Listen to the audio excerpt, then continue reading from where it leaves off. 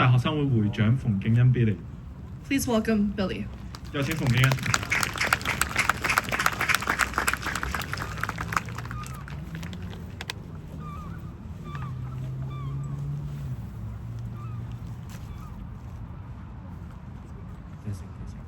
Hi folks, this is Billy Fong speaking. As we gather here in remembrance, let us begin by categorically condemning the tyranny of the Chinese Communist Party, which is a regime responsible for countless war crimes, torture, and killing the innocent people, including those who have stood up for justice and human rights.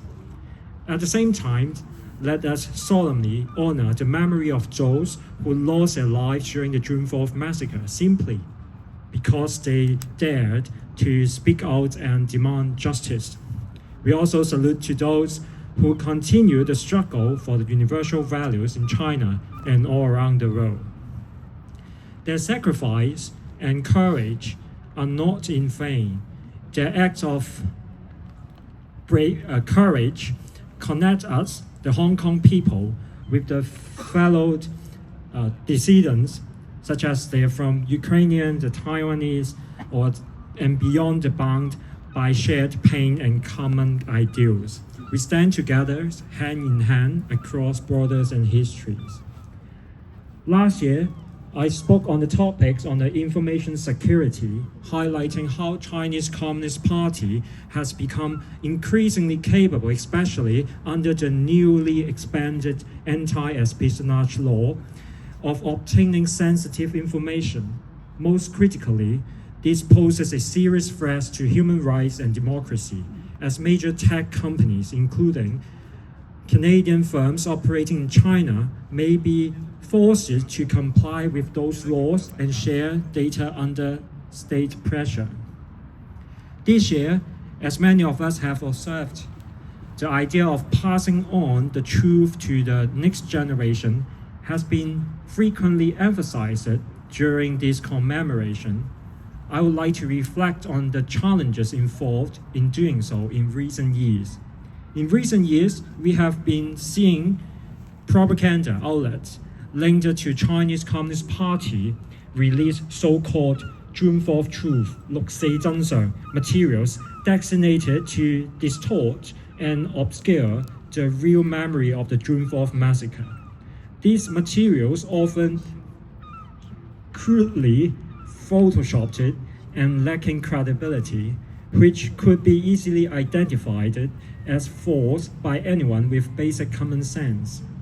However, with the rise of the generative AI and the increasing use of sophisticated algorithms, the spread and impact of fabricated information have grown significantly, both in quality and reach.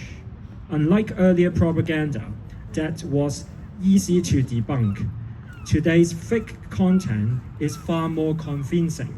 A striking example is the fabricated video by Mr. Zhou Yitei, who is currently wanted by the Hong Kong government and ran in the Canadian federal election earlier this year.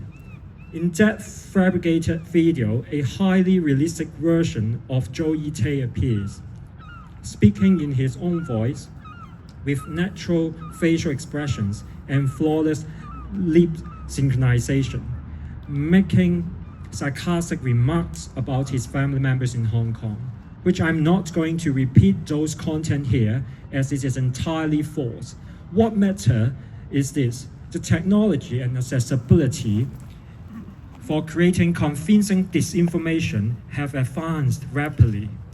Looking ahead, it is not difficult to imagine a surge in so-called newly discovered historical footage or testimony, falsely claiming that no one died in the Tiananmen Square. This trend poses an even greater challenge to our efforts to preserve and pass on the truth of history. Generally speaking, the rise of AI-generated content has significantly lowered the cost of producing fake news and disinformation.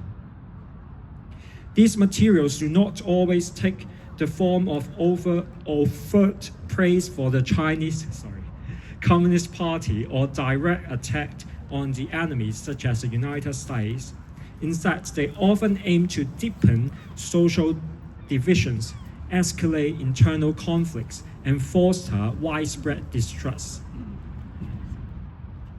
By diversifying groups and opinion within the society, such content distracts and destabilizes, creating a fertile ground for the CCP to carry out infiltration and United Front operations abroad with less resistance. As this may not be a right occasion for the lengthy lecture, I think I am going to stop here. But before I end, I just wanted to acknowledge some things that I have noticed in recent days.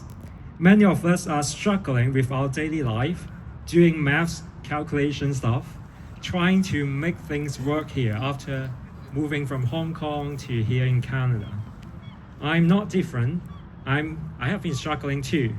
But let's hold on, let's support each other, and let's continue to hope and to believe that justice will come, and also let's pray for those who are suffering, pray for those who are living strenuously, both in Hong Kong and in Canada or in some other places, and also pray for the Communist Party being burned in the hell. Bye-bye.